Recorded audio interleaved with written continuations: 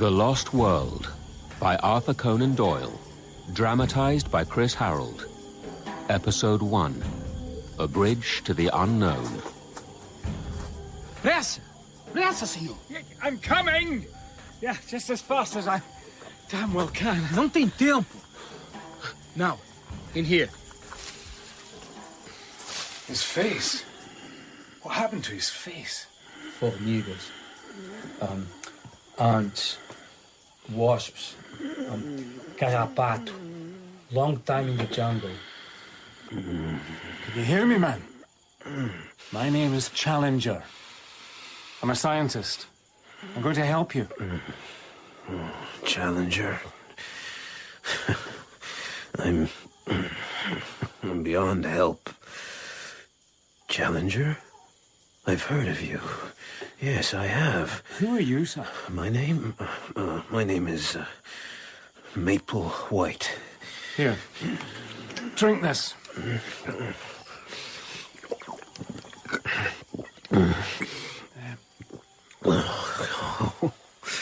God bless you. I came here with James Culver. A pair of damn fools we were. They got him. Jim. The brutes. Who got Jim? Who were these brutes? Oh, that clicking. Ah! You came here to explore? No, I'm an artist. We came for the landscapes, the fauna, but no proper equipment for the jungle. Such amateurs. Oh, dear. We'd heard stories, but what we found, Challenger... Oh, it's so bright in here. The light. What did you find? They kept me prisoner, but I was too cunning for them. I found a way out from the plateau. They chased me, but I closed the door behind me. What did you see on the plateau? In the knapsack, Challenger. Oh, my gosh. The air in this place is sparkling.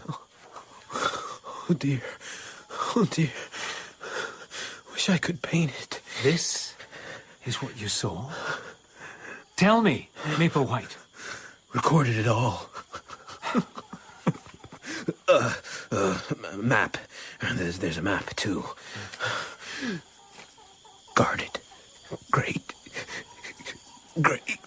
Great what? No, I've got you, man. Just hang on. Just tell me what you can. Greatest thing in the world. Oh, so much light.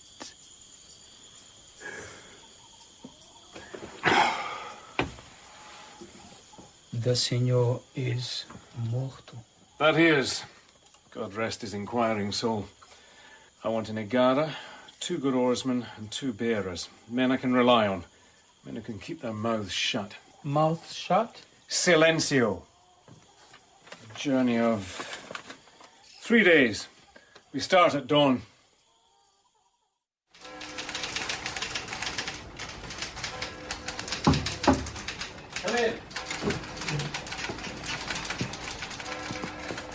Come in. You sent for me, Mr. Beaumont? So I did, Mr. Malone, so I did. Sit down. I'm curious about you. In what way, sir? You are a competent reporter, even though a novice. And you have a knack of establishing relations with strangers quickly. A sort of magnetism. People open up to you. You're very kind. But most striking of all, you seem positively anxious to lose your life. Well, your report on the explosion in the Welsh mine, first class. Though, was it strictly necessary to explore the ruins as they collapsed about you? Well, next thing I know, you'll be filing a posthumous report. I am, yes, drawn to adventure. My nature, my upbringing, my Irish temperament. Who knows? I respect you for it, Mr. Malone. If you were to find some special mission for me, wherever it took me, whatever the risks, I wouldn't let the paper down. I'd hope that's why you'd sent for me. The special mission. Ah. The big blank spaces in the map are being rapidly filled in. I have got something for you, though. Something different. Oh, rest assured, it's by no means without danger. I'm your man. Start a journal. Record it all for me, from the beginning. So, My first journal entry. 6 p.m., August the 11th, 1912. The Savage Club. Professor Challenger, the biologist. A fellow came back last year from South America with the strangest of stories. And a colleague, Dr. Sumley, made a very damaging critique. Put Challenger's professional position at stake. I'm with Tarp Henry, staff writer on Nature magazine. Decent fellow. Challenger's background. Just a quick summary, not too quick, though. Okay. Notebook ready? Well, here's his summary as best I can record it. Here we go. Challenger, George Edward, born Largs, 1863. Education, Largs Academy, Edinburgh University. British Museum assistant, 1892. Assistant keeper of comparative anthropology department, 1893. Resigned after acrimonious correspondence, same year. Winner of Crayston Medal for Zoological Research. Publication, some observations upon a series of Kalmuck skulls. Numerous papers, including outlines of vertebrate evolution.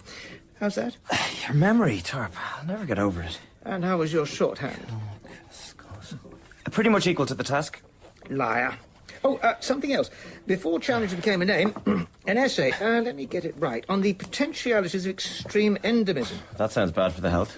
What caught the young Challenger's imagination, if you can restrain your flippancy? Sorry. Apology accepted. Was the arrested development of life forms in an African lake. But I don't see how this can possibly help you. You see, Challenger is as clever as they make them, but he's a faddist. What's his latest fad? You know about Weizmann's theories of the germplasm? I don't, but you do. I'd like your help in writing a letter. It goes something like this. Here. I just need some help filling in the gaps. You deceitful dog, Malone. You want my help in perpetrating a fraud? If you be so kind.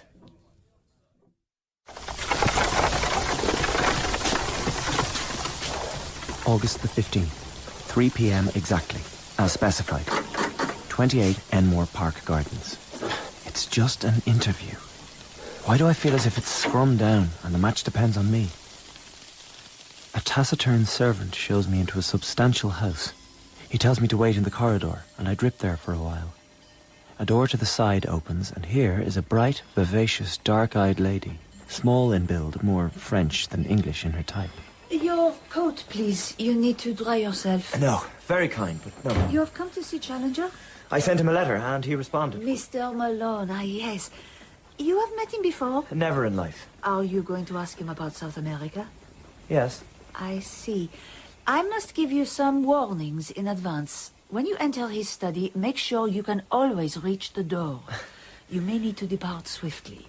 Also, on the right-hand side of that door is a bell push. Use it and I will come to your aid. But... The Amazon changed the professor. People didn't believe him, yet he is the most honest man in the world. Do him at least the courtesy of pretending to believe him. Remember the bell. Even at his worst, I can usually control him. So Edith. Edith. I don't quite understand. Are you his, nurse? His keeper? Ah, Mr. Malone. I have a more, how do you say, testing job than that. I have the honor of being Professor George Edward Challenger's wife. So, the door at the end of the corridor. Take care. Mr. Edward Malone. Professor Challenger. It's his size which takes one's breath away. His body is built like an ape. Mr. Malone, I have the impression that you're examining me like a specimen. I'm more used to the reverse of that relationship. I was intrigued by your letter. You questioned a statement of mine, namely, I protest strongly against the dogmatic assertion that each separate id is a microcosm possessed of an historical architecture elaborated slowly through the series of generations. I questioned it in a spirit of respect, sir.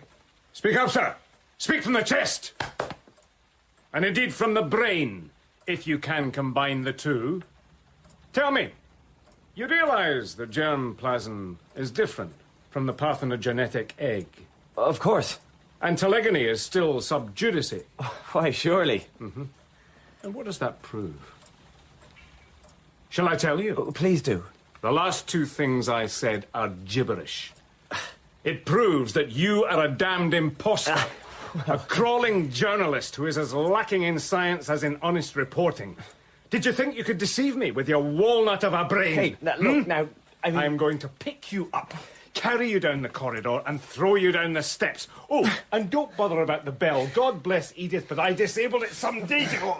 Ah! Give me one reason why I shouldn't. I did try and deceive you, and I was foolish. Those two statements are given. You grant interviews only rarely. Please desist from telling me things I already know. But I wanted to give an honest report of your South American journey. A mocking misrepresentation, like the others. Why should I need your help?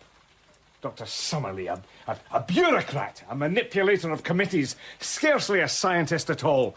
My lord. Any final words to say to me before I eject you? Gaff! 2 words only. You should consider putting me down, sir. I must tell you, I have played rugby for Ireland. Yeah, and I have played rugby for Scotland. 2 words. Extreme endemism. When did you hear that? I looked up your paper before you quizzed me, Professor. I could hardly make head nor tail of it. But there was something in the concept that made me wonder about what you said you found in the Amazon basin.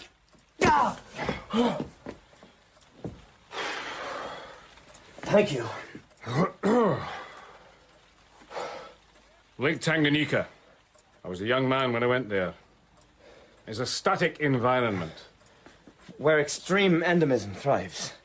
Endemism, meaning in the original Greek, native, local to the specific place. You bother to find out. It's a nearly dead, stagnant body of water that comes to life only when the rainy season arrives.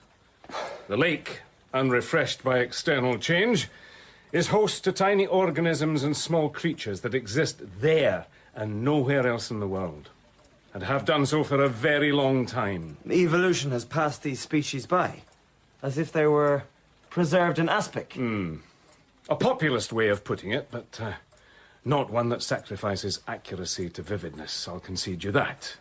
Evolution has passed them by. Mr. Malone, you have redeeming qualities. I'm going to put you to a test. Try me, sir.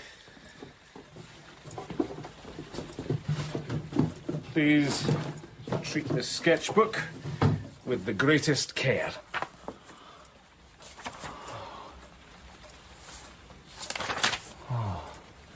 Turtles and their eggs. And a creature like a pig. But not quite a pig. Beautifully detailed drawings. From life, would you say? Most certainly. A year ago, I was studying the fauna of certain tributaries of the Amazon. As I returned from the backcountry, some Kukama Indians approached me. A white man was ill. Perhaps I could help. The man, Maple White, died in my arms. He was the artist who gave me these drawings. A bird perched on a spire of rock beside towering cliffs. But what a bird! And that beak! From life again? Yes, undoubtedly. Remember that, please. I journeyed to the cliffs, and I shot a specimen of the self-same bird. Well, I say bird, but let's come back to that. There was a boat accident on the return journey, and this is all that remains. A wing? But it's at least 4 feet long. It's just a part of it. And what's that sort of leathery membrane hanging off it? Is this from a pelican? No, I can see from your face that it isn't. An unusual form of scientific deduction, Mr. Malone. But in this case, valid. Lancaster. Extinct Animals. The authoritative work on this subject. Here. Look at this plate. Compare Lancaster's image of the bird to Maple White's. Oh, but the resemblance is exact. Not a bird, though. Look back at Maple White's drawing. Look at the jaw. Look, man. Oh, the teeth are very striking. Good. But of course, birds don't have teeth. They don't.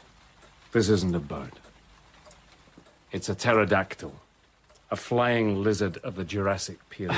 Professor. Back to the sketchbook. Last page. What do you see?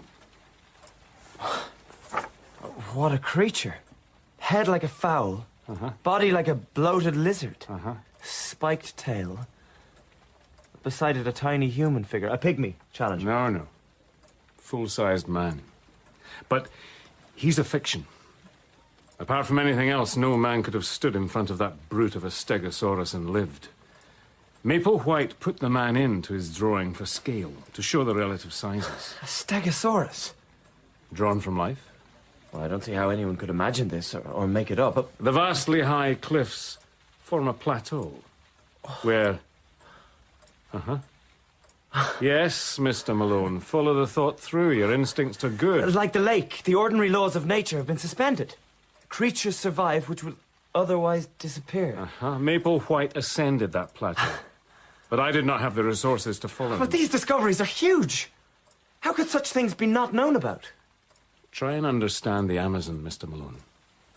50,000 miles of waterway running through a forest the size of all Europe. Bigger. You and I could be as far away from each other as Scotland is from Constantinople. And yet each of us would be standing in the same forest. This isn't just a remote country. It is another world within our world, where anything is possible. Do you begin to believe me? I do. Of course. I would want to see more with my own eyes.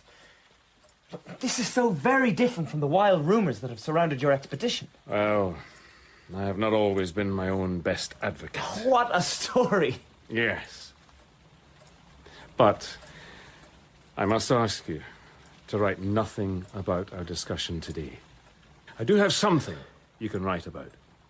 Tonight, at the University of London, a special meeting, an extraordinary convocation, some such nonsense. Come to it. See academia in full frenzy. Write about that, young Malone. I shall, Professor. Professor? Aye. Well, see how likely I am to retain that title at the end of the evening. Come, goodness me, come to order, please. Good. Malone, there you are. Still on the Challenger trail? He didn't throw you into the street then? Yes, you didn't mention that possibility to me. If people would be so kind, we really must settle down. Here comes Challenger. No respect for punctuality. Yes, here I am. As Vice-Chancellor Meldrum says, can we all settle down and move things along as swiftly as may be to some purposeful conclusion? Settle down now, please, everybody! Thank you, Professor. So kind. Just who do you think you are, Challenger? Just what sort of a peanut-brained question is that, sir? Vice-Chancellor, reports that I have made about my Amazonian expedition, exaggerated and distorted by the press, have brought shame upon the university in which I am proud to teach. Shame? Strong word. Goodness me, very strong word. Shame indeed. Shame on you, Challenger. Thank you, sir. What a thing it is when close cousins marry. Shame. A word much used by Dr. Summerlee, who predictably I see here. Good evening. No scientific committee would be complete without Dr. Summerlee. Would that Dr. Summerlee had more time to participate in science itself, but Dr. Summerlee is ever busy elsewhere. That's enough, Challenger. A young woman stands, no more than 25 years old, slim, straight of back, with an authority and a fierceness, and a face. Those grey-green eyes. A man could drown in those eyes. I think I must redraft this. Dr. Diana Summerlee, you look surprised. Diana, the huntress. Vice-Chancellor, always a pleasure. In this awkward business, one could not ask for a better adjudicator. How kind, Doctor. When you two are done with pleasure and kindness, I'd like to revert to science. The trouble is, Professor Challenger, your science lacks proof. Extinct animals alive in the Amazon basin. An extraordinary claim. But your evidence... questionable, hazy, and your refusal to give a latitude and longitude. I, too, would like to revert to science. Goodness me, there must be a way forward, a sort of, I don't know, they're putting things to the test. That's the scientific way, isn't it? It is, Vice-Chancellor, well remembered.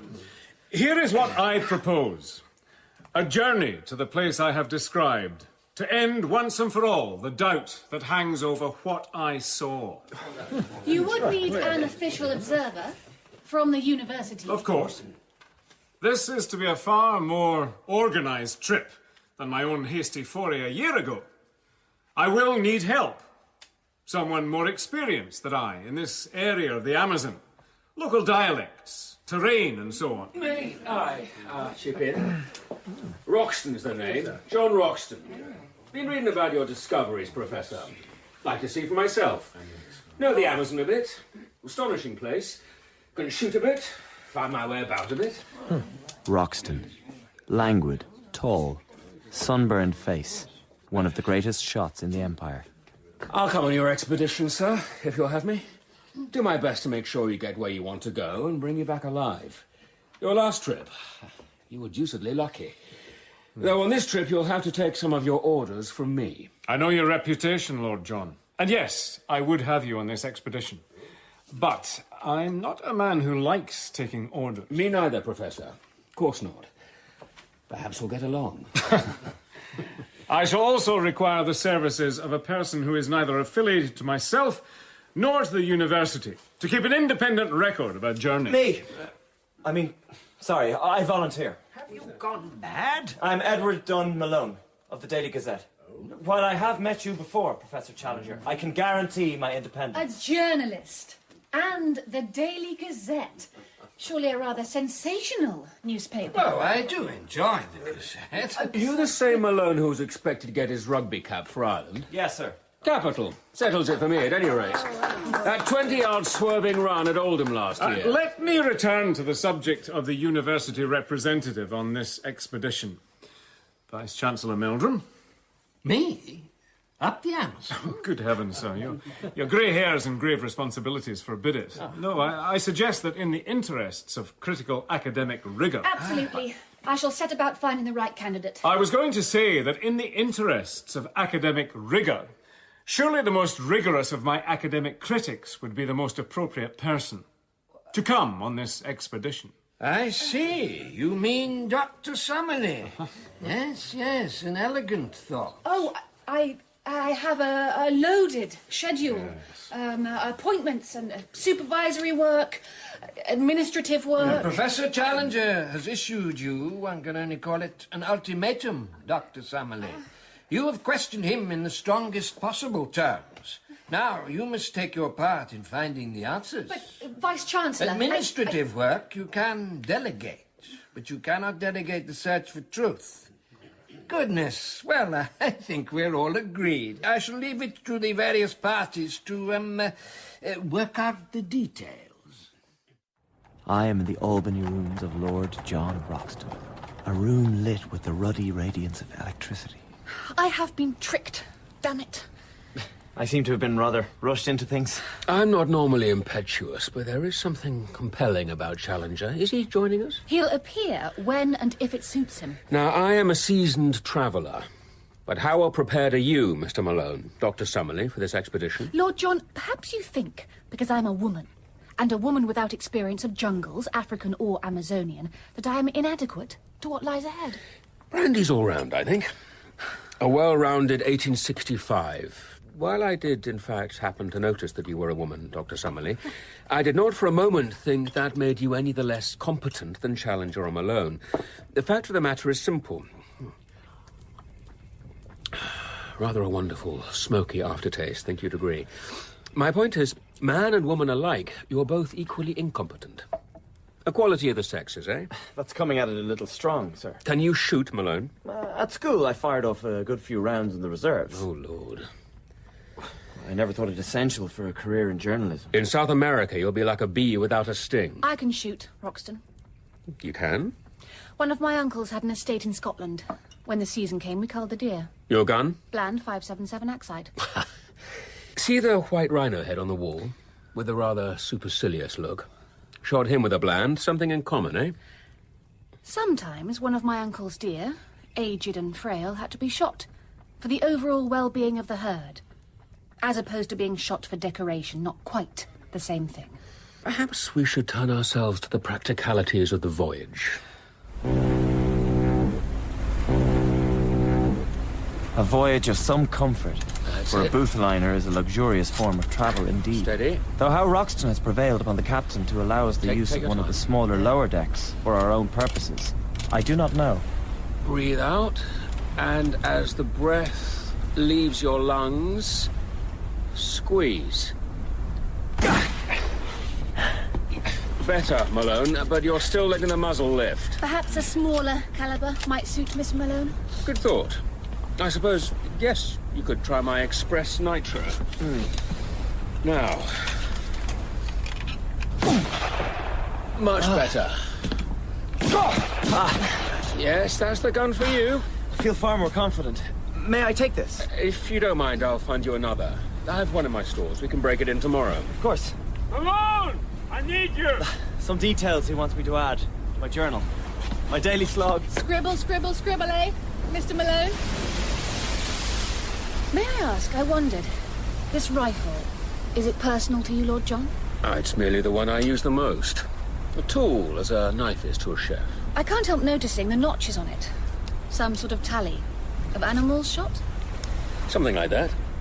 Enough shooting, though, yes. Enough shooting for one day. You have something on your mind, Lord John. I do, Dr. Summerlee. We'll make port soon, Manaus. Tell me, do you care for the opera? Good heavens. Yes, I do, but... You'll see. Surprise. My treat. The city of Manaus. We are in the Amazonas Opera House.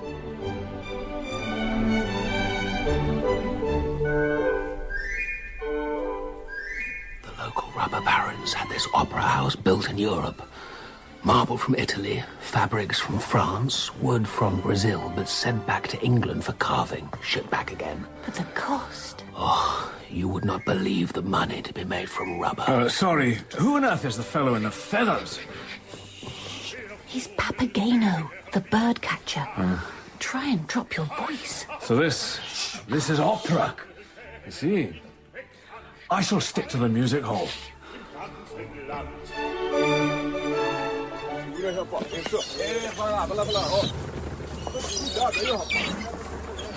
Here she is. A paddle boat. The Esmeralda, though I can hardly make the name out through the rust. She's sound enough. Our bearers are loading our stores. We'll move to smaller boats when we reach the tributary. The tributary whose location Challenger so pig-headedly guards. And here comes my head man with a manifest. It's not Ignacio. Where's Ignacio? Senor Lord John Roxton. Yeah, that's me. Ignacio's in a fever. He begs your forgiveness. He has asked me to lead your journey in his place.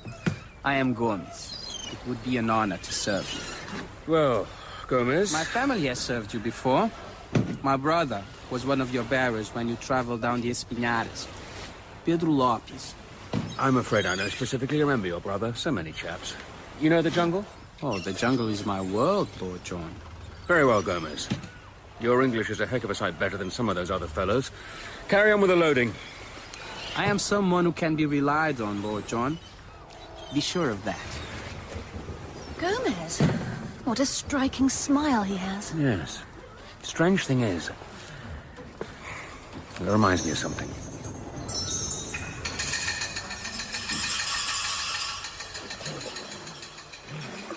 Two canoes, with canopies. Challenger in one, Summerlee in the other. Sensible arrangement. Why have the Indians slowed their paddling? Look at the water, young fellow.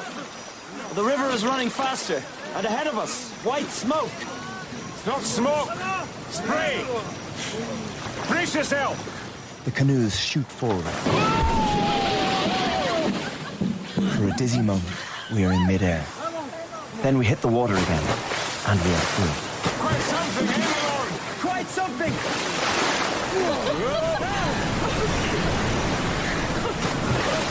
As though the river is pouring off the edge of the world! Hold foot! Make sure you write that down! The canoe changes direction. We head for the bank, fighting the pull of the water. Our Indians carry the canoes. Soon we will rejoin the river. But for now, the Amazonian jungle. soaring redwoods and cedars. Their foliage filters the sun, and we walk in a perpetual golden twilight. Lichens in shades of incandescent gold and red smoulder upon the swarthy tree trunks. Smoulder, Mr. Malone? Smoulder? Yes. That is the right word, or the one that seems best to me. I'm trying to bring this place to life. For people who can't be here with us, who can't see this. So, how do you see this place? The trees, the light. It's like being in a cathedral. But that's fanciful. No, a most apt comparison. Look over there, peeping out into the, if you like, nave. Cebus capucinus. Capuchin monkeys. They're capuchins, and they have white faces. But surely a subspecies, a vivacious variant. Look at the paws, the stance. These are textbook capuchins. No.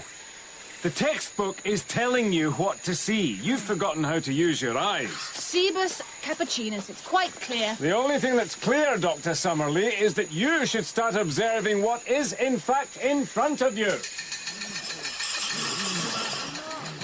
Fermez. Fermez. Champagne Charlie is my name. Champagne drinking is my game. You see them, Summerlee? The macaws? Yes. Oh, I suppose you're going to tell me they're not macaws. Not at all. Really?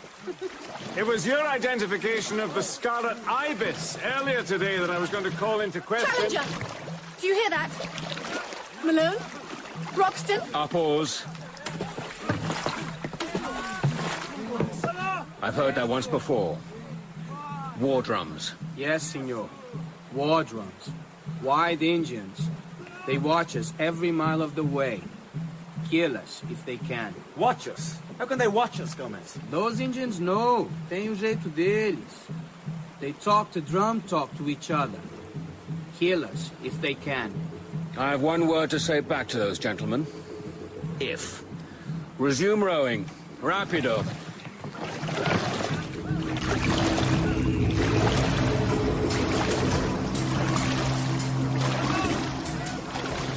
At least 6 or 7 drums now throb from various points.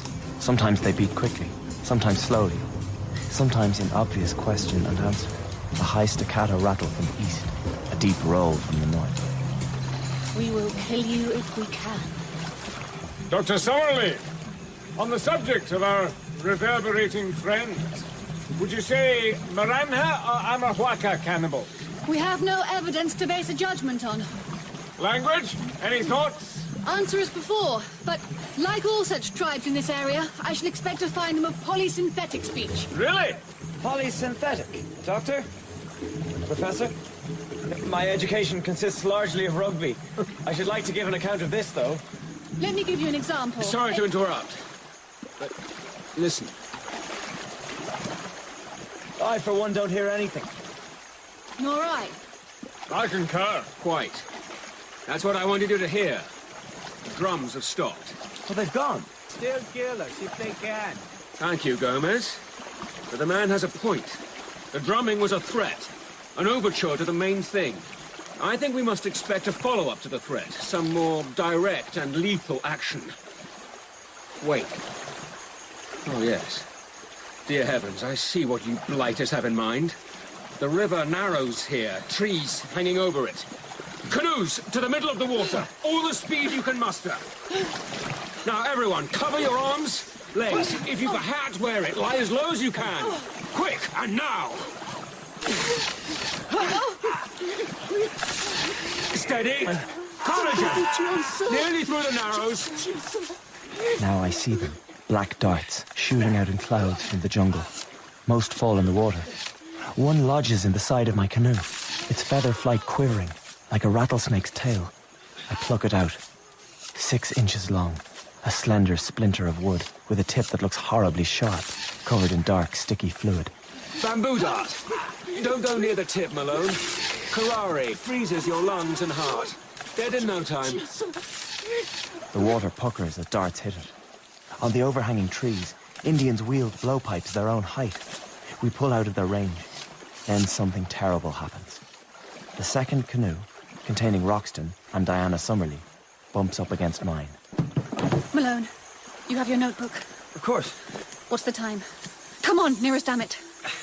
Just past 12 minutes past 3. 5 seconds past. Be so good as to take this down. The dart entered the subject's left ankle at 12 minutes past 3. The penetration was shallow, and the dart was removed almost instantly, thus reducing the intake of curare into the bloodstream.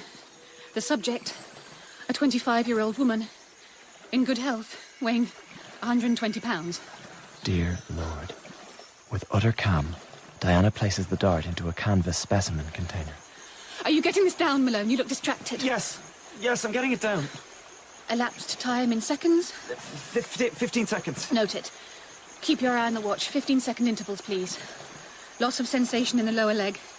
Rising rapidly.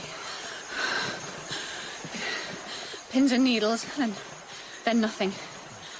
No loss of motor control in the hands. Heartbeat slightly elevated, but understandable in the circumstances. My mind is still clear.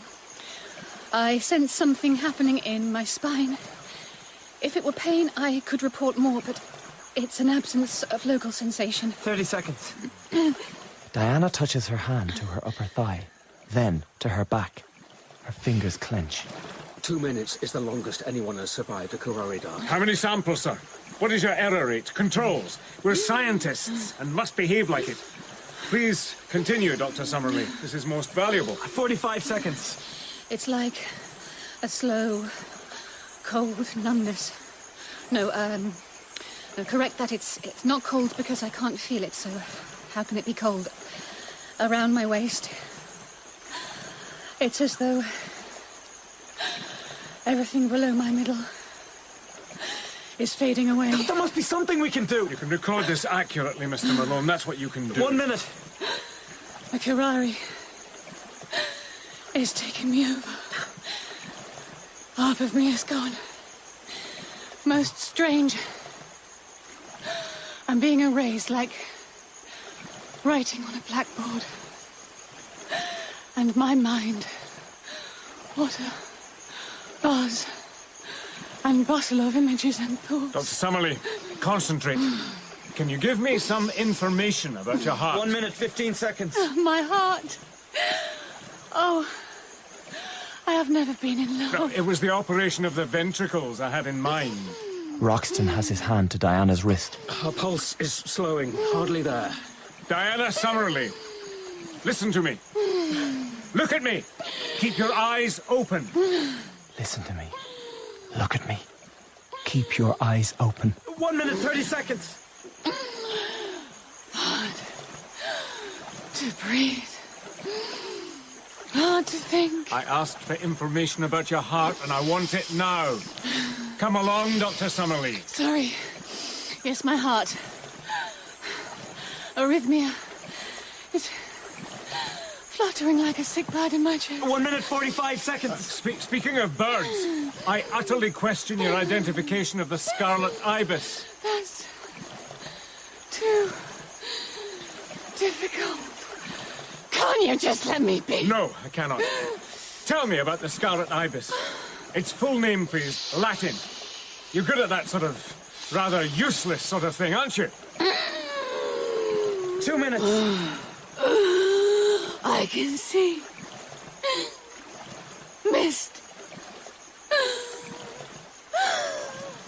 I'm not sure if I can still speak. Diana Summerlee's eyes start to close. The name of the ibis, Dr. Summerlee.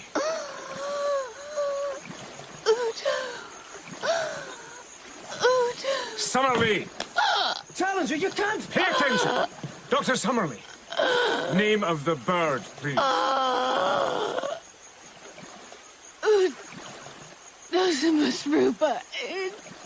That's better. Malone. 2 minutes, 15 seconds. I may have been mistaken about the ibis. You hear me? I'm very confused. Diana. Dr. Summerlee's eyelids flutter. She's dazed, but there's light Those grey-green eyes. Challenger! I do wish you could stop hectoring me about the ibis. We shall discuss the ibis at a later time, dear lady. Doctor. Well, somebody give her some water. Roxton, Malone, pull yourselves together, for goodness sake. Dithering around, have to do it all myself. Boats to shore. Canoes. Costa. Am I supposed to be a translator on this expedition as well as everything else? 2 minutes, 30 seconds. Thursday, August the 20th. The jungle is denser. Our tributary branches several times, and each branch seems identical to the others. Even Challenger's massive self-confidence is eroded by the task of navigating this watery maze.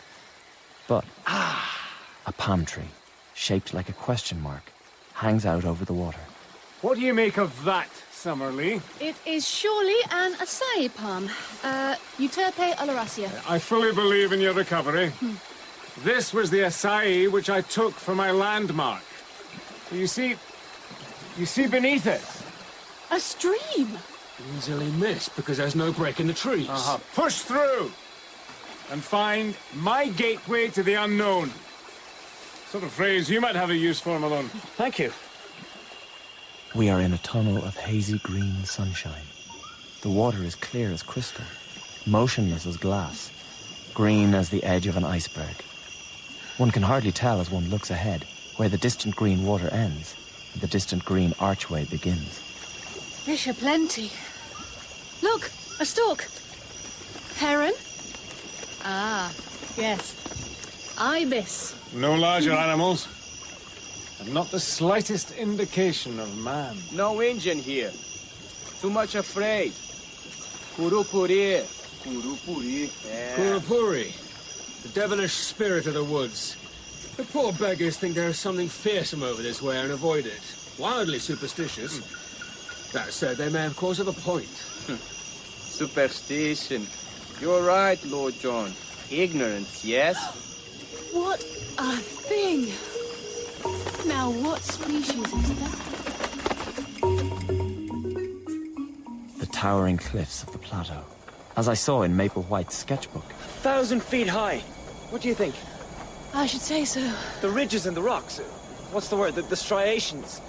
Remind me of the Salisbury Crags in Edinburgh. They seem to be upheavals of the basalt, although I'm no expert.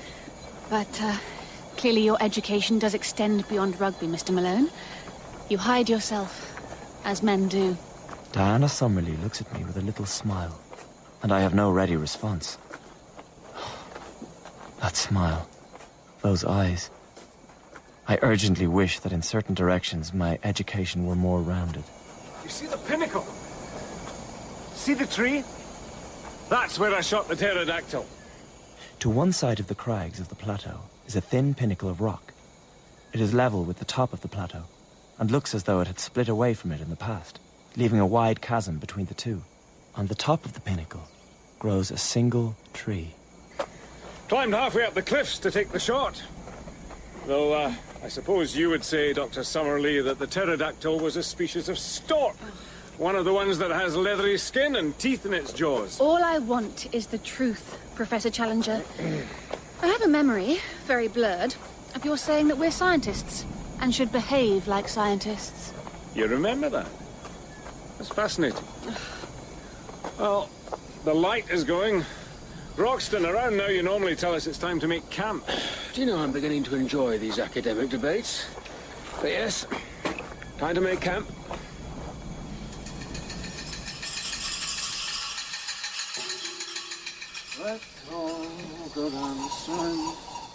The ground at the foot of the cliff is rocky and broken, the going slow and difficult. Mid-afternoon, our fortune changes. Come with me and see what we can find. Over here!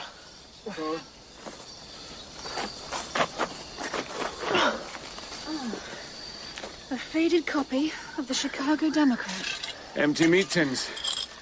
A brandy bottle. It's one of Maple White's campsites. And dug into the earth. An arrow. pointing west.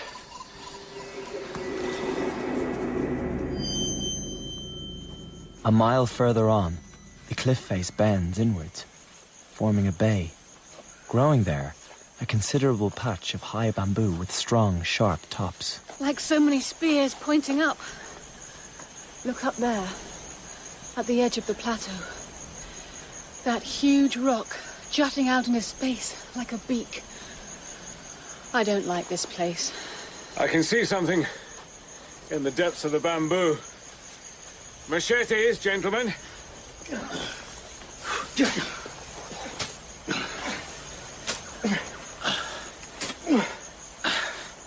A human skull.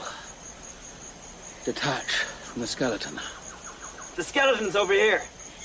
The canes are growing right through it. Just a few fragments of clothes. And a silver cigarette case. With JC engraved upon it. What's that? The silver is hardly tarnished, so this poor devil met his fate recently. Yet there's no flesh on the bones. Animals and insects, Mr. Malone. But who is JC? Maplewhite had a companion, James Culver. This must be Culver. He must have fallen from the cliff top. And here? Did these people fall too? Over here, Malone. Oh, carpet of bones. Human bones. Out, my companions. Out. Into the light. 5 more miles, and another sign. An arrow, chiseled out of the rock, pointing to a narrow fissure in the cliff. This is just a dead end. The rock is too straight and smooth for an ascent. Senor, wait. Look to the side. The mouth of a cave. Perfect.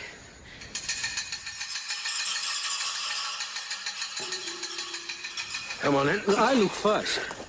It's my job. In places like this, who knows? Snakes. Kurupuri, too. I call you when it is safe.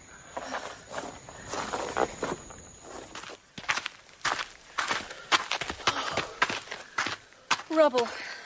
From floor to ceiling. It is blocked. But maybe there is a way. There's a space in the stones. Only room for one person up there. Let me see. Have a care, man. Yes. All I need to do is enlarge the gap.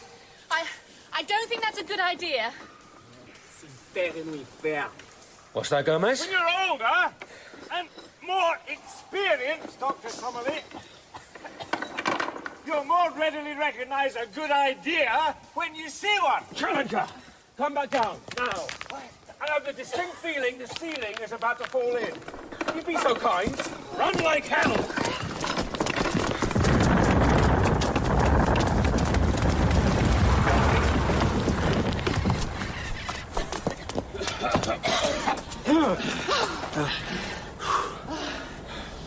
A little close. But here we all are.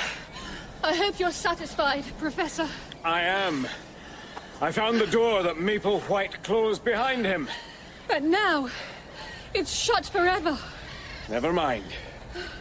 I see with perfect clarity how we shall make our ascent to the plateau. It was staring me in the face. Roast suckling pig. Oh, what a glorious smell. I couldn't keep away. A duty. Bagged him in the scrub. Like a pig, yes, but not quite. Rum-looking customer, in fact. Give the spit another turn, if you would. I was thinking about what happened in the cave. About our man, Gomez. Something about that sequence of events. I am not the only one lured by the smell of roasting ajouti. What the devil? It swoops out of the night, wings so vast they flap over us like a canopy. I glimpse a long, snake-like neck, a fierce red, greedy eye, and a great snapping beak. The next instant, it is gone, and with it our dinner. 20-foot wingspan! You saw the beak, Summerlee. I saw something. A pterodactyl. A pterodactyl, Summerlee. You, Malone, are independent witness. What did you see? Wings. A long neck. Yes. But I cannot adjudicate in this. Coward. Tomorrow, we resolve these differences.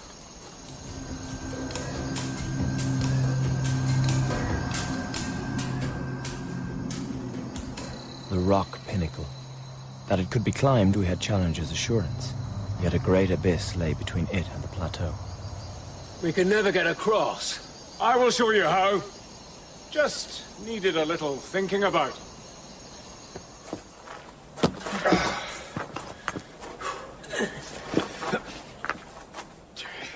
Challenger has brought climbing equipment, and the first half of the ascent is relatively easy. From there on, the climb becomes steeper, sometimes hair-raising. But Challenger gains the summit with extraordinary agility for so unwieldy-looking a man, and fixes a rope around the considerable tree which grows there. We are soon able to scramble up to the grassy platform which forms the summit.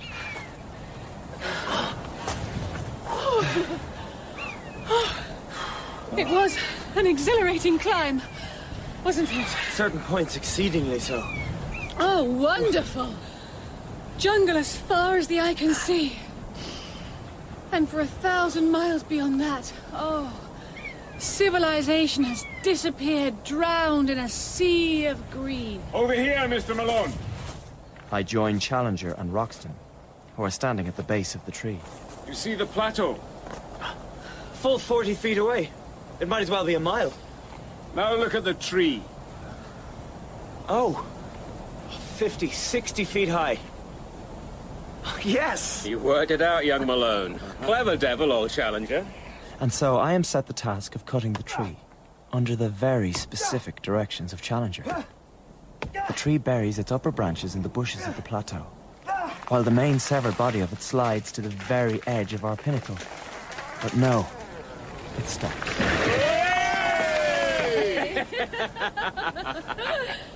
A bridge to the unknown. Title for one of your articles, perhaps, Malone. Thank you, Dr. Summerlee. I claim the honor of crossing. I can't allow it. Can't allow it? You're a man of science. You're far too valuable a man of science to take the risk. Roxton is our warrior. Too valuable? Well, I yield to your line of argument. How are we to cross it, exactly? It's not the most stable of structures. How do you think? Like this? Roxton strolls across the trunk, 1,000 feet above the ground, rifle under one arm, as coolly as if he were walking down the Strand on the way to his club. He waves at us. Come on over. The rest of us straddle the trunk and move along in undignified hops. Challenger and Summerlee argue about this and that, while after one glance into the gulf, my mouth becomes too dry for speech. Give me your hand, young Malone.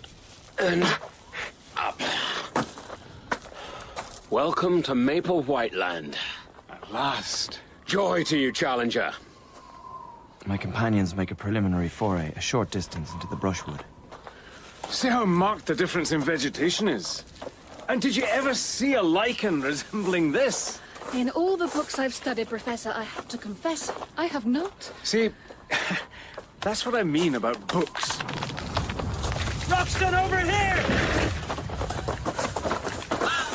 The bridge is gone. What happened? Lord John Roxton. Here I am, Gomez. What an honor that you remember my name. So difficult to remember all the names of. What would you say, you Indian chaps? É privilégio trabalhar para você. What a joy to send you to this long death. Far better than an accident in a cave. You are trapped now. And you will die there. I have done you no wrong. Remember Pedro Locke? Pedro. You did not remember his name. He was my brother. You shot him 3 years ago on the Putumayo River. I have waited and waited. And now I avenge his memory. The smile, now I remember. Your brother's smile. The Putumayo River. But there is another truth. Your brother, Gomez. I did shoot him. But surely you must know why. Oh, you killed so many. Roxton? Gomez bows gravely to us, his smile fixed and maniacal. He slides down the rope from the pinnacle, down to where our tree bridge lies far below. And Roxton's nitro seems to move of its own volition, faster than a snake, homing in on Gomez. No. I do really rather think not. Gomez continues his descent. We look about us. Obvious thought. Is there a tree here that is high enough to make another bridge? Nothing within 100 yards. Gomez is right. We are as trapped as if we had been deposited on the moon. I shall continue this journal, but whether anyone will know of our fate, I do not know. Adeus! Adeus!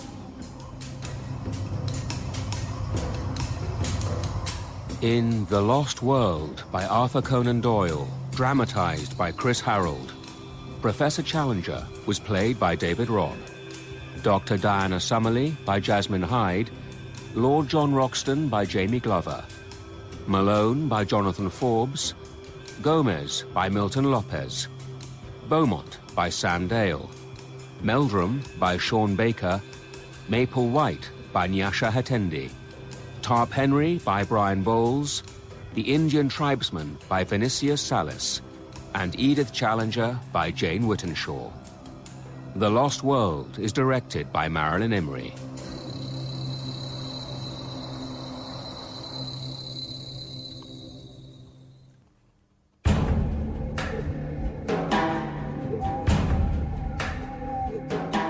The Lost World by Arthur Conan Doyle, dramatized by Chris Harold.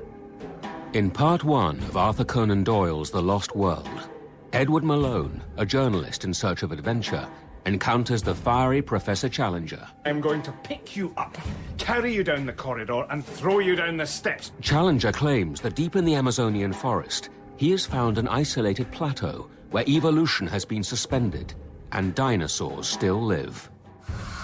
Stegosaurus! Understand this. The Amazon isn't just a remote country. It is 12 times bigger than Europe.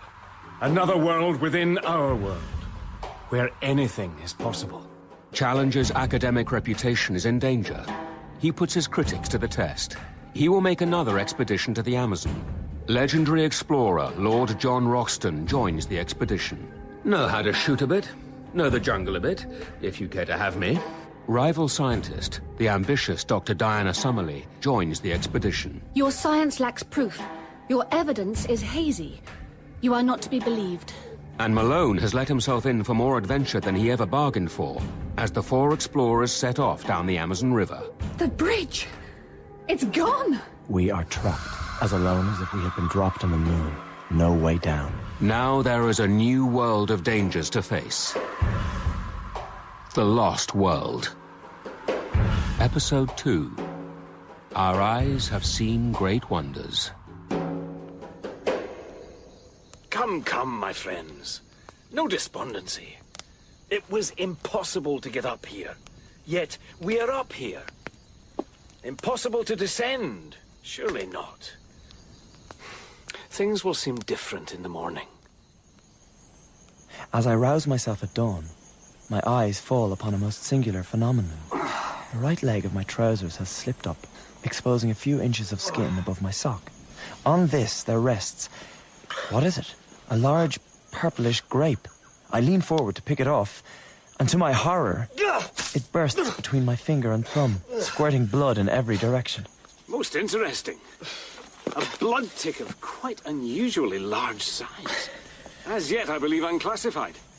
Let us name it Ixodes Malona. The very small inconvenience of being bitten, my young friend, cannot, I am sure, weigh with you against the glorious privilege of having your name inscribed in the annals of zoology. Pity you had to crush it, Malone. Filthy thing. But no doubt we can secure another specimen. No doubt at all, Challenger. One has just disappeared behind your shirt collar. God, help me off with these! God. Our first foray into the unknown. Thick forest, far darker than the Amazon jungle. These trees. I've never seen them before. Nor I, Mr. Malone. Well, only in fossil form. These are conifera and cycadaceous plants which have long passed away in our world. By long, you mean... 60 million years. A minute later, the stream widens and the ground becomes boggy. Heavens. What? The trail of the father of all birds. A three-toed track in the mud. And what of this? Like a five-fingered human hand. I've seen it before, in the Wealden clay fossils. It's a creature walking erect upon three-toed feet and occasionally putting one of its five-fingered forepaws upon the ground. Not a bird, my dear Roxton. What then? A reptile. A dinosaur. This earth is fresh.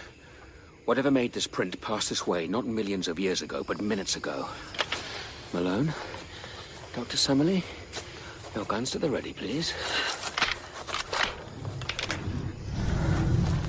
Oh, dear God. Who needs God when you have these? 2 adults, 3 young ones. Even the babies are twice as tall as a man. While the 2 large ones, slate-colored skin with scales, like a lizard's. They balance themselves upon their broad, powerful tails and their huge 3-toed hind feet, while with their small 5-fingered front feet, they pull down the branches upon which they browse. Iguanodons! Iguanodons! What will they say back in England of this? Dr. Summerlee, I will tell you with great confidence what they will say back in England. Voices down, please, everyone. They will say that you are a liar and a charlatan, exactly as you and others said of me. They will have my independent record. Which will look very different in London than in these latitudes. Surely, some sort of specimen. A specimen? Of those creatures? Extraordinary. Now, steady. They're moving. Has the wind turned? Yes, they're sniffing. Is it us they're smelling? Pray not. Move back. Back into the undergrowth. We are on mighty thin ice. Silence. All and one. Now, there they go. Let us return to our starting point and make a proper camp. And so we do, under Roxton's supervision, in a clearing dominated by a huge ginkgo tree. A zareba, made of thick spiked brushwood, with a gate. Well, an impressive construction. But it wouldn't do much to keep out the creatures we saw today. It will defend us from smaller animals, but yes, you're right. Indeed, even our guns would merely have bought us time to run. A question. Yes, Mr. Malone. We are on the edge of the plateau, and when we travelled inwards, we travelled downhill, did we not? Correct. Suggesting that where we are now is one of the higher points of the plateau. A rim rather than an edge. From my observations, yes, I dare say you're right. This ginkgo tree, the way its branches spread so wide across the clearing, its enormously thick trunk, might its height be proportional to its width? Lucid reasoning. Where does your argument take us? Make a stirrup for me, Lord John. Oh, I see. Dashed enterprising. If I can just... Look, Roxton, a boost, please. The first branch. Got the measure of you now. Surely there is every chance that the top of this tree, growing from an elevated position, could be like a watchtower, with views commanding the whole plateau. Capital! Always knew Malone had a brain to him, eh, Dr. Summerlee? You bring out the best in him, Challenger. Oh, you think so? Up I go. The voices of my companions start to fade. The tree is enormous. I'm lost in its dark greenery. Upwards, ever upwards. When will I break into the light? Can you see anything yet? If I can just get myself... I use a creeper to help me. Some sort of obstruction above me. It's moving. What? Nearly, but not quite. I have my balance. I must record this without a second's delay. Face, nearly but not quite human. It burst out at me from the leaves. And there it goes. Not quite a man, but not wholly an ape. You reached the top of the tree. I did. This sketch you made. Extraordinary. The nose flattened, the lower jaw projecting. Thick orange hair, beetling eyebrows, dark, malign eyes. Steady, Mr. Malone. Eyes are just eyes. Sacks of jelly. Dark, yes, but malign or kindly, for that matter. No, that's quite unscientific. You're nitpicking, Dr. Summerlee. Young Malone here has found a whole new race of... Ape men. That's what it was, an ape man. Not ape men, please. From what you have said, and the place we find ourselves upon, hominids. A member of our human family which was once diverse, but of which only Homo sapiens remains. Riches. This plateau is a naturalist's gold mine, so to speak. And what did you find at the top? The plateau is shaped like a shallow funnel, all the sides sloping down to a considerable lake in the center. 10 miles in circumference, perhaps. Signs of life in the lake, creatures, though I could not see them in any detail. Ah, yes. Signs of life. Creatures. Well done, Malone. On the far side of the lake, basalt cliffs, and in them a series of dark holes. The mouths of caves, I think. Caves? Well, perhaps one of those caves was Maple White's way out. Yes, Lord John, but we have so much to explore, so much to learn. Dr. Summerlee, I perceive some sort of thought has passed through your brain. A hitherto unknown group of hominids. I see the scientific importance, but our resources are so limited, our situation so precarious. Living hominids, living, that's the point. You're not just adding an addendum to a textbook. You would be rewriting the textbook. It would be your textbook. Something that might hold a certain interest for you? Time to build the fire. My discoveries up the ginkgo tree have excited me, and sleep seems to be impossible. The various sounds of the night, they too keep me aroused. How gratifying that I've made an impression on my companions. The full moon lights up our camp. Lord John, wrapped up in a poncho, sleeps silently, something of a contrast to Professor Challenger. By the fire, Diana Summerlee is on guard, rifle on her knees, and as I study the outline of her face, carved in marble by the moonlight, so wonderfully serene, I realize this isn't serenity. She's fallen asleep. A thought comes to me. Suppose I steal softly away. Suppose I explore further. I'm back at breakfast with some record of the place. A closer view of that central lake. What a 3-column article for the paper. And so, I go out into the forest. The trees grow so thickly that I can hardly see the moonlight. Oh, this is a terrible mistake. Darkness. I never thought I was afraid of the dark. What vanity has led me to this? Panic. Growing. Can't stop it. I see it now. I'm not really a courageous man, in love with danger. But I have an overpowering fear of seeming afraid. How little we know ourselves. Can I go back to the camp? No. Pride trumps everything. Silvery bright light now. The iguanodon glade. Blessed relief. And the moon shows me a path. At last. A gleam of water. The lake. I climb a block of stone. An excellent view across the water. On the far side, yes, those are the cave mouths I saw from the tree. But now they are discs of reddish light. The light twinkles. These are fires which surely can only have been lit by the hand of man. Below me, 2 creatures like large armadillos drink at the river. Their long, flexible tongues shoot in and out as they lap. Then, where have I seen that ungainly shape? The arched back with triangular fringes along it. That strange bird-like head held close to the ground. The Stegosaurus. The very creature which Maple White preserved in his sketchbook. For 5 minutes, he is so close that by stretching out my hand, I could touch him. Then he lumbers away. Time to set back. name it. This creature, whatever it might be, I know with a horrid, utterly instinctive certainty hunted my primeval ancestors. Just as it is now hunting me.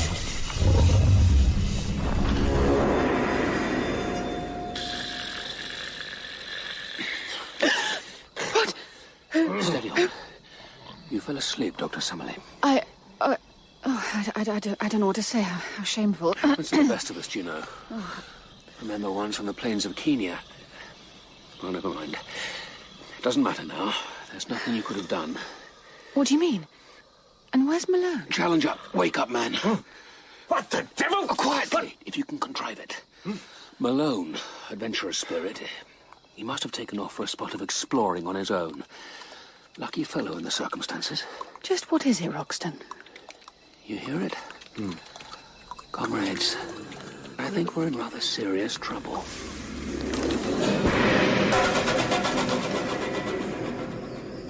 Not a sound. Not a movement. Perhaps my imagination? No. God help me. A great dark shadow disengages itself from the forest and hops out into the clear moonlight. The beast springs along in an erect position upon powerful hind legs, while its front ones are held bent in front of it. It looks straight at me, and I freeze. Surely it must see me. But no, it turns away. Then it drops forward on its forepaws and brings its nose to the ground. It doesn't need to see me. It is smelling out my trail. My limbs ache. My chest heaves. Surely I've thrown it off. No such thing. Its head is cocked.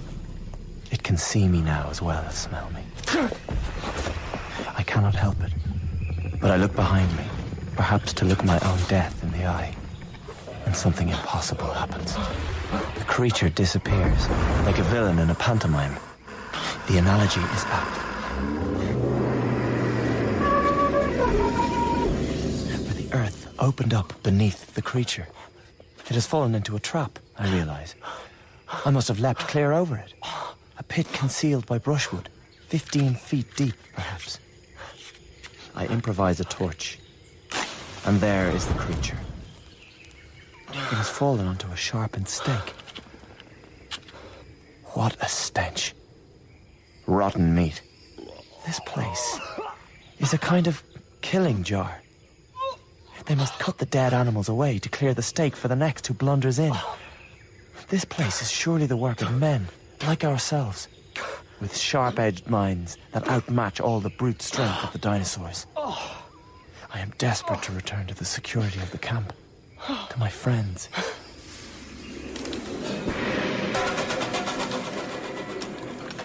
Ready, Summerlee? Ready, Roxton. If only I knew where to aim. Patience. Keep your gun sight swinging through 180 degrees. 90 degrees left, 90 degrees right. Where I showed you on the liner. Are we in great danger? Great danger? Good Lord, yes. Roxton! Leave the fighting to us, Professor. I've been listening to them. I think they're going to come at us from above, from the ginkgo tree. The express nitro. No mistaking. The Zariba. Still and quiet. The gate is open. Our effects are scattered over the ground. Our fire is ashes, and the earth is dark with blood. Diana! Diana Summerlee! Of my companions, no sign. John Roxton! Answer me for pity's sake! Challenger! Summerlee! Challenger!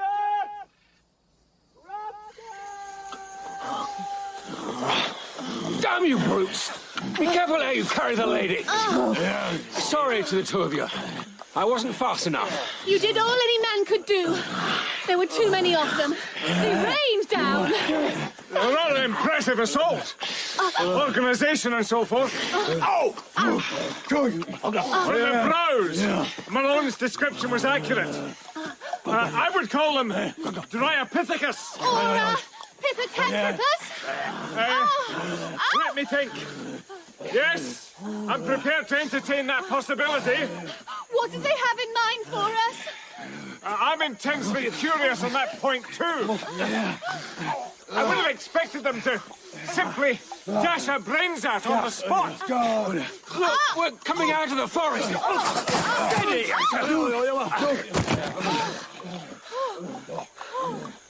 What in the name of... A village, but so primitive. As though we've travelled to the dawn of mankind. Prefer to be at a rather more advanced point myself. The cocktail hour, for instance. They seem to be fascinated by you, Challenger. They keep touching me. Particularly that one. Hey! It's your chest that interests him. Apart from its breadth, forgive the personal nature of my observations, it's remarkably hairy. A big fellow, possibly some sort of leader. He's touching his chest, and then rubbing mine. He sees something of himself in you. Rub his chest back. What? Challenger, go on. Finger through the hair. You're grooming each other. Groom him, Challenger. I am Regius Professor of Natural Sciences at the University of London. There you are, then. Right man for the job. Carry on grooming and drop your eyes. Mark of respect. And whatever you do, don't turn your head, because they're all watching you. They're enthralled. And more to the point, Summerlee is sliding away ever so gently. They've forgotten about her. In another minute, God save her, she might just make it to the forest. He's getting impatient. He's tiring of this. Of course he is. He hasn't got much of a brain, poor fellow. You must divert him, Challenger. What? Go, Diana. Don't look back. Save yourself. Go. Divert him?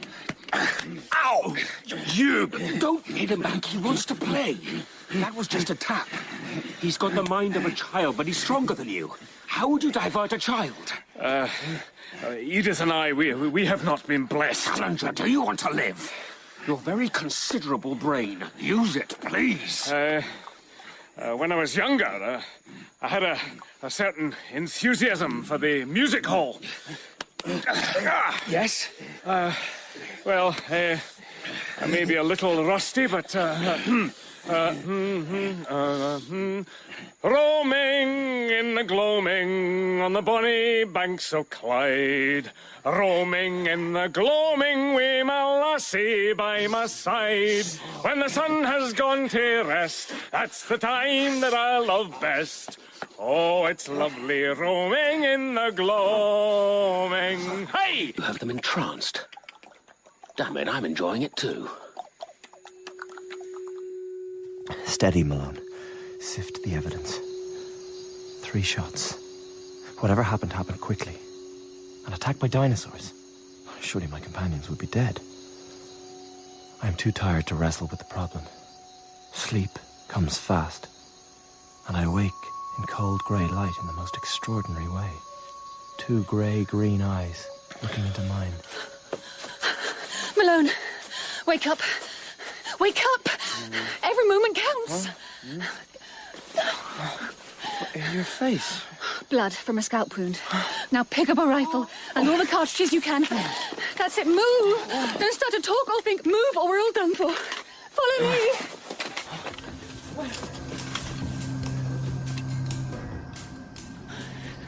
Gently. Gently. What do you see through the glasses? The dwelling places. Just as you described, on the edge of the cliffs. 50 or so of the hominids.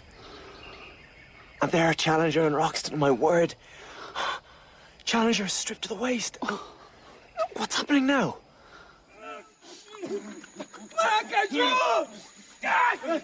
What's taken their fancy? 2 figures. Indians, like our Brazilian bears, but how can that be so? Being manhandled by the hominids. One of them's broken away. He's running. But he's not fast enough. They're catching up. Oh, he's desperate, poor fellow. But they have him. Oh, they're wrenching his arm right out of its socket. And now what? They become quiet and concentrated. We have to get closer.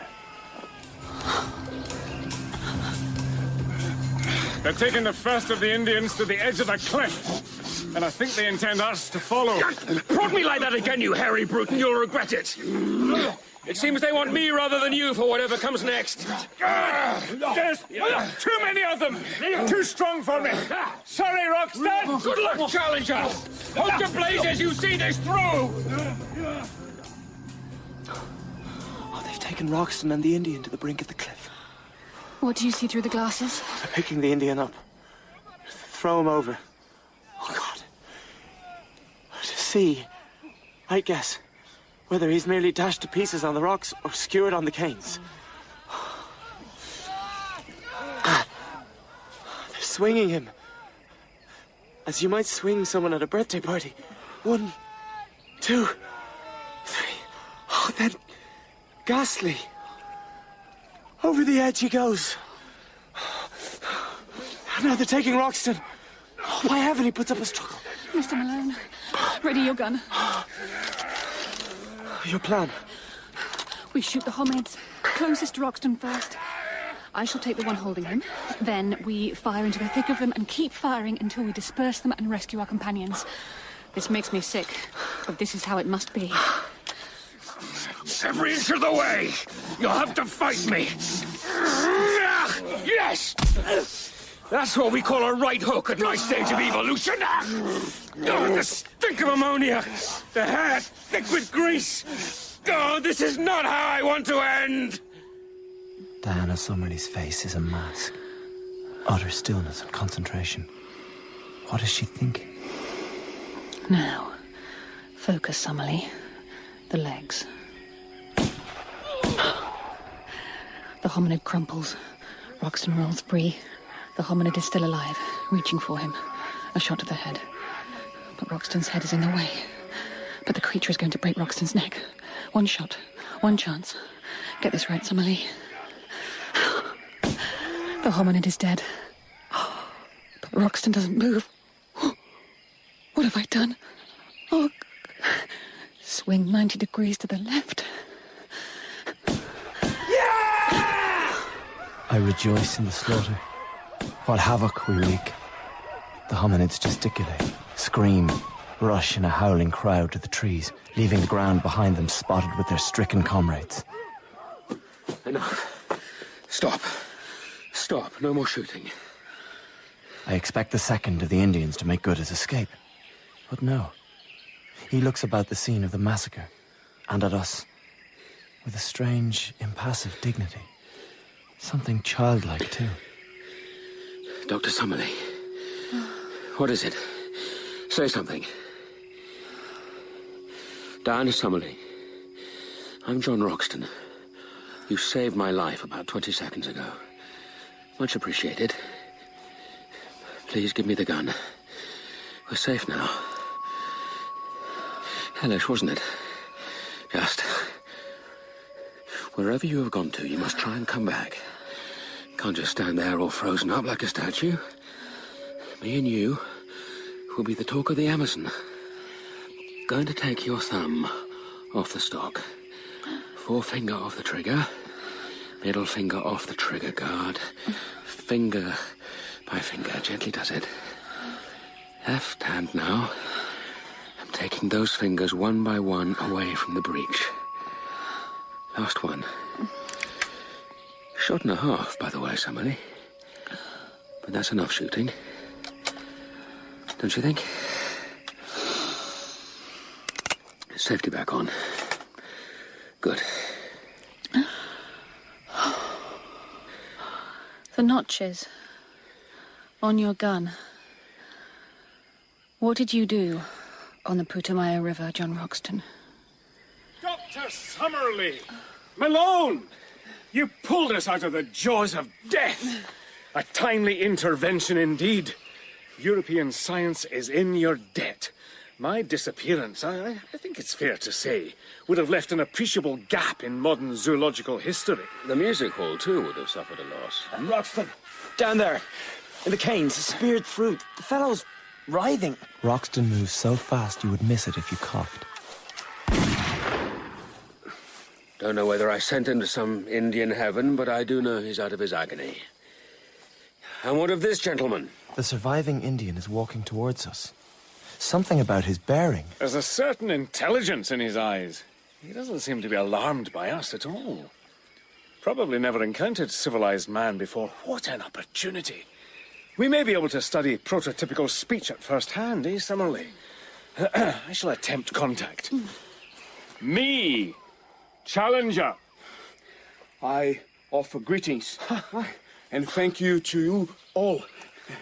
The time had come, but you had changed the time. I thank Dr. Summerlee, my tribes. What a thing to behold. Thanks you. Challenger struggles for articulation and fails. I am Kerois. You do not understand me? Yeah, we understand you perfectly, Kerois. We're just a little surprised. Your tribe, you came here from the jungle, from below? We have been here, out to Julua, the higher place, since our tribe's memory began.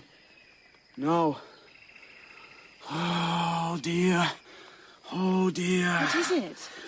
When the brute took us, I lost something of a great price. I understand.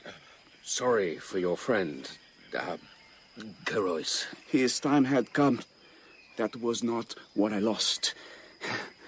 Where is my remembering book? Oh, dear. Remembering book? Let's think. Kerois and his friend were seized by the hominids in the vicinity of those rather spectacular blooming bushes, whose exact nomenclature I will leave to Dr. Summerlee. Now, I would suggest, let me pursue this thought. Yes, it seems entirely possible. Keep your eyes open for a leather-bound notebook, quarto, much faded by now. How can you possibly leap to such a conclusion, Challenger? Not a leap, a deduction, Dr. Summerlee. A testable prediction. A book like this. You found it! I thank you! I thank you! Now, how has it come to pass? And even I found it surprising at first that Kerois speaks English. Idiosyncratic, but serviceable.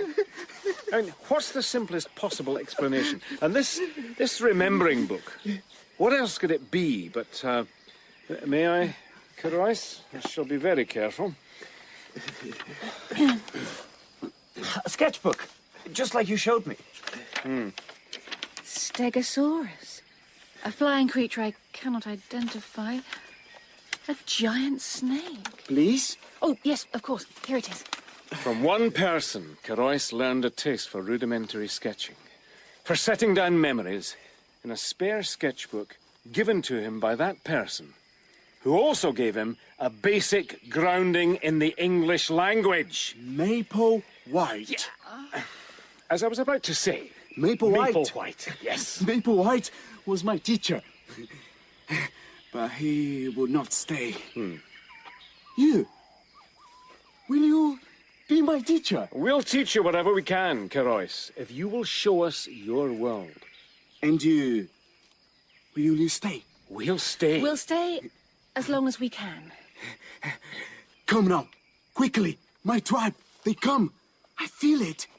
They look for me. Please, now! Kerois leads us at a swift pace through the forest, with which he seems intimately familiar. We move downhill, towards the lake. We cross the path down which I ran in terror a night ago, now innocent in the daylight. Seems pretty quiet to me. They come. I know it. Did you see that? Well, you don't reel many of those in on the banks of the Itchen. Something on the far side. But I can't make it out. You have the glasses, Malone. Movement. Yes. Canoes. A dozen or more of them heading straight for us. The rowers rise from their seats, waving their paddles madly in the air. Then they bend to their work once more, as they fly across the water and join us. The Indians of the plateau leave their canoes and kneel upon the sand. Strange how correct are the instincts of the natural man. You have the wrong end of the cultural stick, Challenger. It's not us they're kneeling to. It's to him, Kerois. So when he talked about his tribe, he literally meant it. He's the chief. So young. See the spears and battle axes? I think they came here ready for vengeance if tragedy had befallen their young chief. And look at them. I think they still intend violence. The Indians stand. Keroj moves towards us.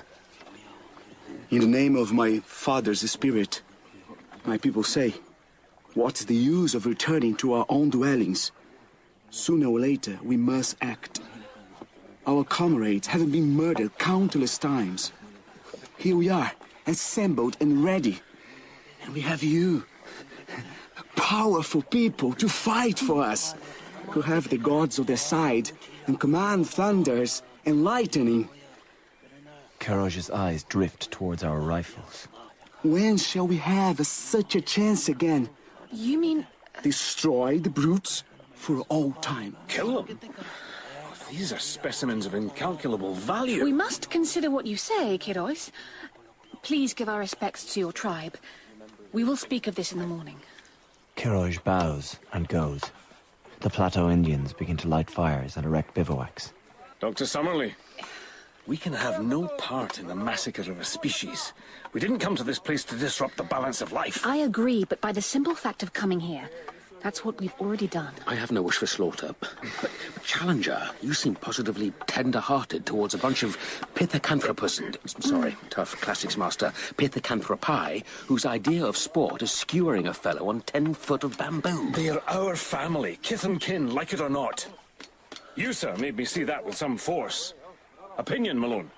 I've seen and done enough killing. Surely we are all in agreement. I don't think Kirois is necessarily going to accept our decision as easily as we make it. Well, now that surely is speculation. Trust me, Challenger. This is politics. In the name of my father's spirit, Kirois said. I think Kirois has inherited his position from his father, recently deceased. He's scarcely more than a boy, not just in years, but emotionally. Missing his blood father and missing his strange surrogate father, Maple White. Mooning over that sketchbook. I think you're rather harsh on the lad. Kirois' tribe, they see things more clearly than he does. They want our thunder and lightning. They see where power lies. Are we to bow to the wishes of these people? Not at all. Remember, the gods are on our side.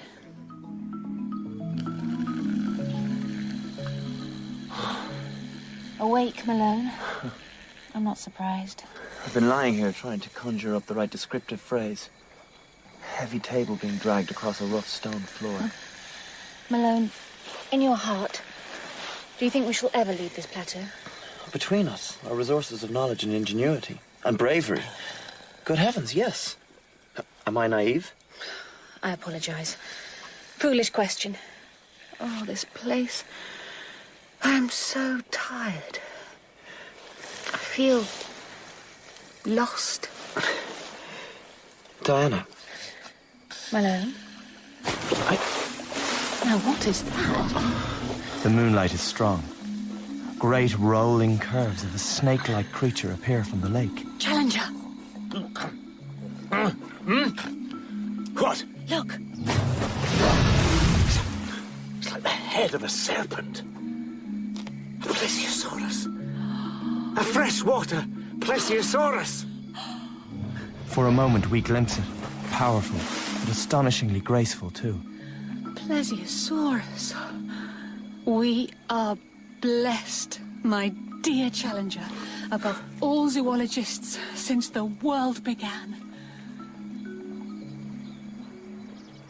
Keroj stands before us. His followers are ranged behind him. Kirois, the four of us have spoken to our gods. As we had worked out earlier, Challenger, Roxton and I raise our rifles to our chests. We cock them. The gods ask your mercy for the brutes. They have a part to play in this, your high place. And our gods wish to visit you and live among you through us. Tell your people this, Kirois. And remember, our gods are yours, Kirois. With all their powers of lightning and thunder, so long as you keep faith with us. Come then, with us, across the water. Good heavens, Dr. Summerlee. Quite a performance. Bit of threat, bit of promise, and a good dose of mumbo-jumbo. Just like one of our Senate meetings, really. The Plateau Indians race through the lake. The canoe bucks, and for a moment... Sorry. No, your arm. Ow. Let me just... Sorry. My leg. Let us disentangle ourselves.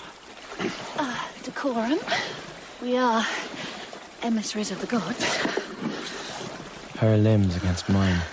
Her warm breath on my cheek. The curve of her. Only felt for a small second. Remembered for a lifetime. And now, on the far side of the lake, we are honored guests of the Plateau Indians, and our journey takes a new turn.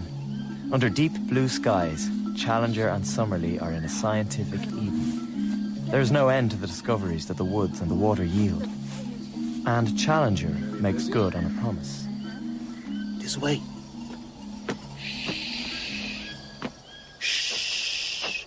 Be very quiet. You. It's your way. You make much noise. Well, I suppose that's not the first time that's been said. What is it you have for me? Slide forward. Move aside the bush. Slowly. Dear Lord. The broken shells. Oviparous, not viviparous. What a thing. Wingspan, 9 inches. Oh, those little beaks. The mother. She senses something. Yes, I rather suspect she does. An orderly retreat. Allow me to amend that. As Roxton would say, run like hell! I thank you, Kerois. From the depths of my heart. Pterodactyls hatching. The heart has depths. I shall try to explain. The word you said, oviparous? Oviparous and viviparous. You tell me what they mean? Of course. I have to explain about Latin. Latin. I would like to know about Latin. This would be a language. There are many languages. So you tell me. Christ, there's no holding you. You want to learn about absolutely everything? To learn about everything in the world? Yes, that will be a happiness. Yet, sunlit Eden is not without its darkness. You know we're being watched. Oh, the Indians are always about. But what of it? No. I mean, all of us are being watched. All the time. 2 of them, well concealed in the big bushes yonder. I stalked Challenger and Kerois to the pterodactyl hatchery, and I was not the only stalker. They, too, were being watched. The Indians hold us in high esteem. Oh, that they do. Just how high? Well, I have something we should all see. We were making some critical measurements of incubation times, and you've dragged us away to see what? They're building a hut on a grand scale. A hut with a fence round it. Kerois, what is this place? This is for you.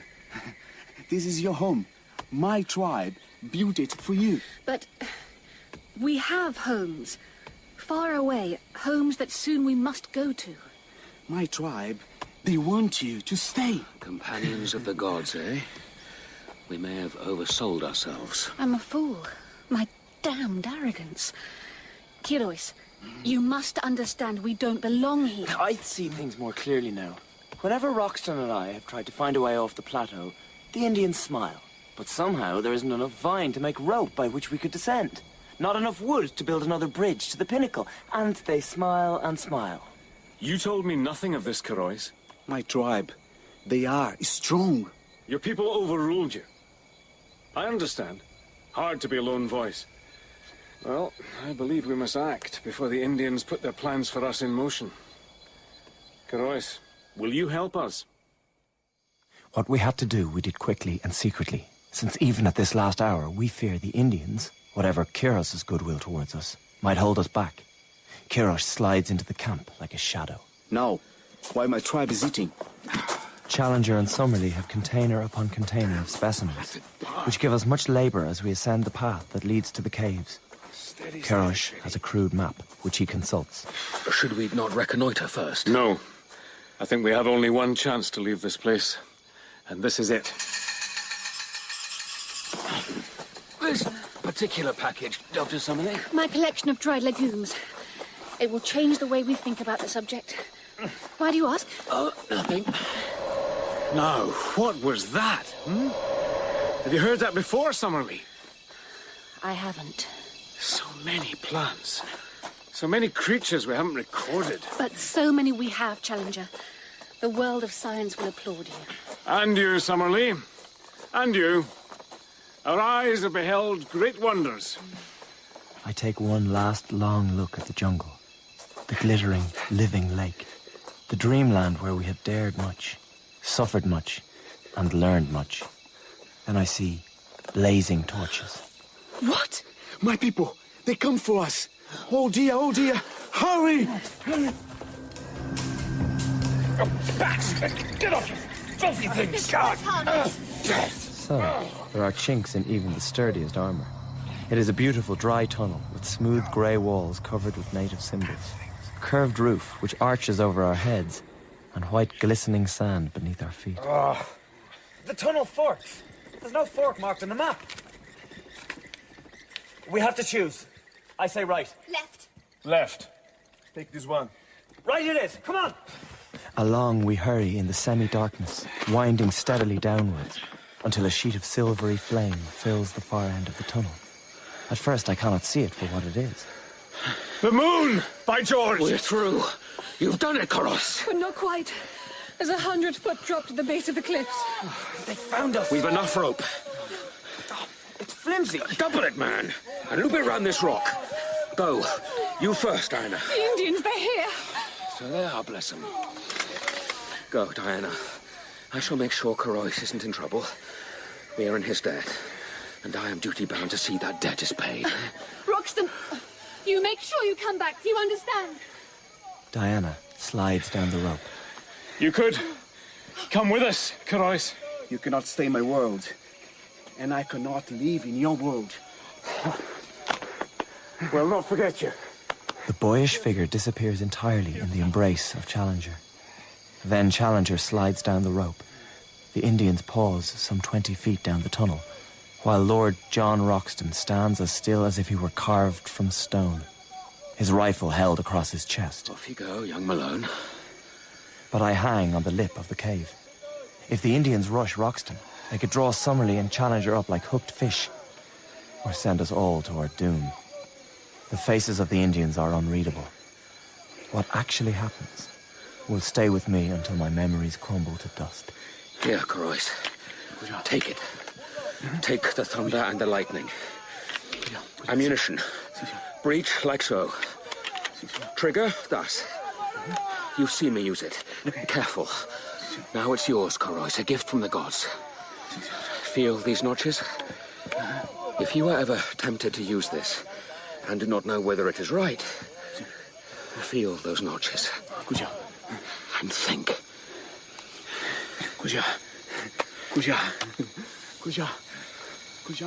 The Indians bow. Roxton bows back. Then he turns, and, without a glance behind him, heads towards me. I slide down the rope at speed. He follows. Gotcha!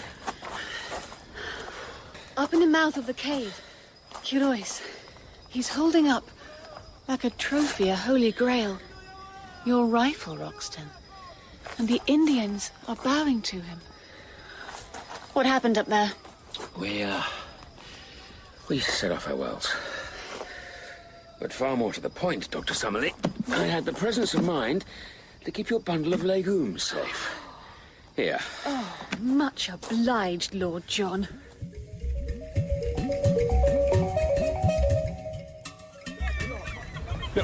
Wait! That box there, that must go in my cabin. In fact, I'll take it there myself. Yes. No, thank you. I didn't see you there. Such an intense look on your face. What is it? It is time, John Roxton. Time to tell me about the rifle. About the Putumayo River. The rubber trade in Brazil. I think I once told you, is horribly profitable. The Opera House, remember? All built on the most cruel exploitation of the humblest workers. Slaves, really. Tortures, burnings alive, mutilations. Go on.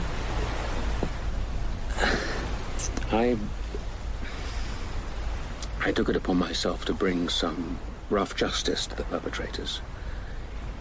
Each of the nicks on the rifle was for someone who murdered or tortured a slave. The last one was for Pedro Lopez, the most savage of them. He was in the employ of the biggest of the rubber companies. I shot him through the right eye in a backwater of the river. Look at me, Roxton. Yours is surely not a crime beyond forgiveness. Just as many would say was done. But how did you come upon these men? You don't understand. At the time, I too was in the employ of that rubber company. Dear God, the shame of it. Enough. Roxton, enough. You clutched the ship's rail as though you would fall to the bottom of the ocean if you let go. I'm going to take your hand off the rail. Finger by finger. Like so. Finger by finger. There. You hold on to me, Roxton. I won't let you fall.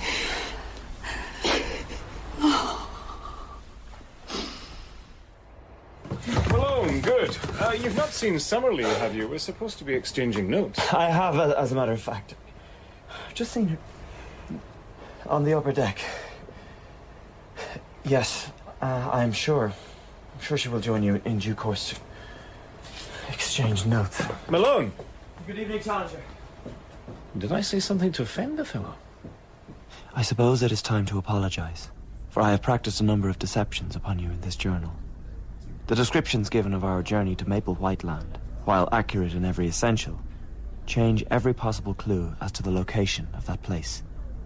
Names have been changed, geography too. No one, from the most careful study of what I have written, could come within 1,000 miles of our unknown land. Or come within 1,000 miles of knowing all that I have lost. Scribble, scribble, scribble, Mr. Malone. Oh, you surprised me. That little smile. It is not to be borne, but bear it I must and smile in return. Sorry. No. Let me put that another way. I am so very sorry, Edward. Her hand on my upper right arm. Her eyes filling my eyes. Onwards, Malone. Scrum down. Match depends on me. I'm put out, Dr. Summerlee. Were you by any chance reading over my shoulder? I confess I was. You were so absorbed. And those are wireless messages? Every paper, every news agency is offering huge sums of money for even the briefest account of our experiences. You're not tempted by the offers? No. I'm loyal to the Gazette, for the time being. I think, too, one day I could write a book. Perhaps a book of some seriousness that could do justice to what we found in that plateau.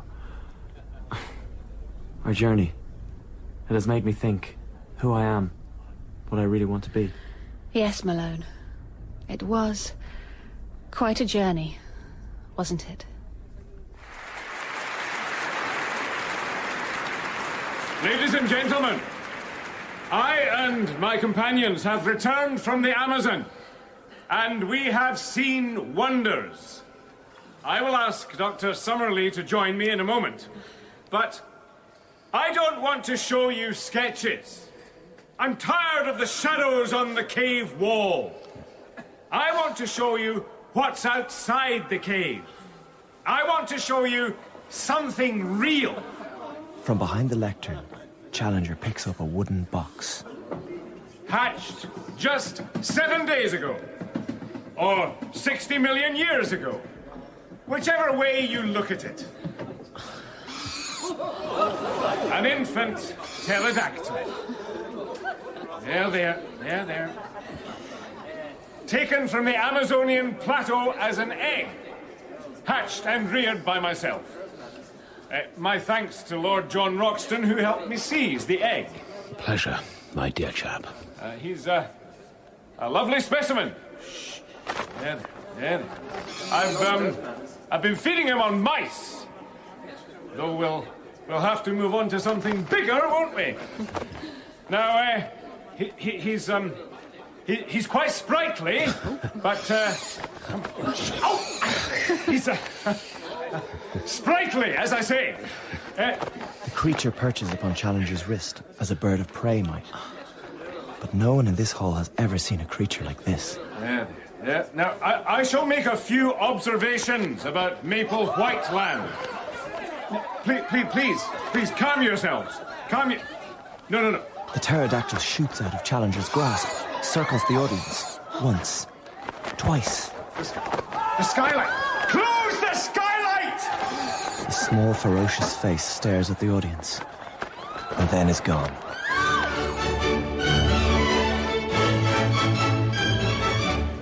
There you are, Challenger. So glad to find you in the crowd. A tragedy. Apparently none of the photographs of your extraordinary creature developed properly. Well, Vice-Chancellor, perhaps the world we found should stay lost. But what disastrous news about Dr. Summerlee. What news is that? She's resigned from the Senate of the university. Resigned from half a dozen influential committees. Did she say why? Said she wanted to pursue science in the field. She said, I quote her, "I want to be a scientist again."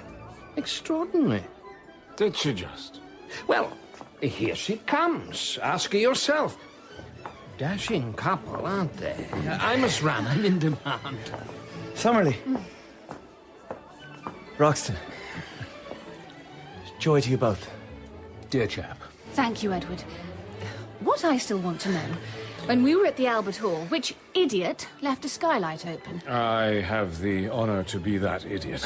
Explain. Well, the thing I noted in my studies with Caroyce of the pterodactyl hatchery is an immense innate capacity in the young to locate and return to the nest, even after long journeys. So your creature is on its way back to the plateau? Oh, you can do better than that, Malone. Let me think, its nest. It was born in your home.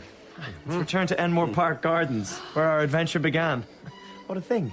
You see, while I wanted to prove the truth of what we found, I wanted to conceal it, too.